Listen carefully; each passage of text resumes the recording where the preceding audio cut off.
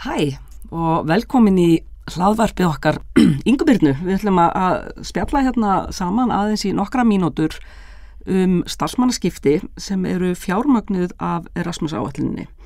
Og við Inga Birna, við vinnum hjá Iðunni fræðslusetri og höfum verið að starfa í þessum málum í þó nokkuð mörg ár. Og nú erum við staddar í Barcelona.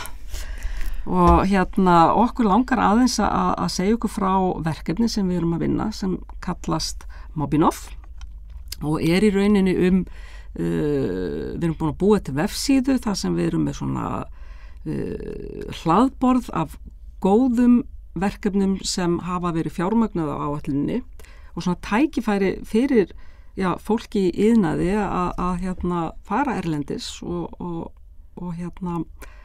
upplifa eitthvað annað en samt í sínu umhverfi. Og Inga, hvað finnst þér svona skipta máli varðandi þessi starfsmannaskipti? Hvað er það sem þér finnst skipta máli? Hvernig náum við til fólks til dæmis? Ég held í raun og veru að það sé alveg ótrúlega mörg tækifæri þarna úti og ég held að sé bara ótrúlega líka góð vinna og góðar hugmyndir unnar bara út alla Evrópu og mér finnst í raun og veru algjör synd að bara við á Íslandi, við skulum ekki nýta okkur þetta tækifæri og fara að því það nóg í boði og ég held að bara upp á víðsýni og bara meiri þekkingu og að því að þú veist, iðnnám stundað alla Evrópu og við þurfum ekkert alltaf að finna upp hjólið. Akkurat. Og það má kannski þá benda ykkur á sem að hlusta á ykkur, vonandi sem flest, að fara inn á vefsíðu Iðunnar, iðan.is og þar linkur sem heitir samvinna og þar undir vefsíða Evrópuverkefnin sem við erum að starfa í og meðal annars þetta verkefni, Mobinov og þá sjáu þið svona smá dæmi ólík verkefni og þetta er einhver 30 verkefni en það verið að vinna hundruð ekki þúsundi verkefna. Og þannig ef einhver hefur áhugað hana að kynna sér þetta betur, hvort sem það er bara til að fjalla bara starfsmannaskipti eða hvað er verið að gera, eða ef þið eru tilheyrið einhverju sveinsprófsnefnd eða tengist yfir einhverjum hætti og svo bara kennarinnar okkar að endilega bara hafa samband við okkur og við erum með netverk í Evrópu.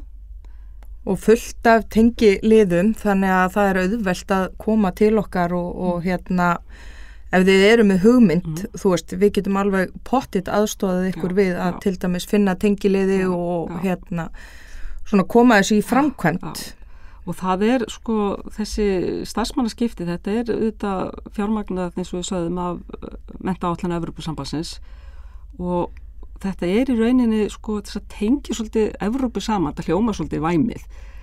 En það samt þetta svona, þú veist, að það að fara til dæmis til Þýskalands og skoða hvernig sveinspróf eru framkvæmd í pípulögnum. Það bara, þú veist, það gefur bara hvetur fólk, gefur nýjar hugmyndir, þannig að við mælum svo sannarlega með þessu.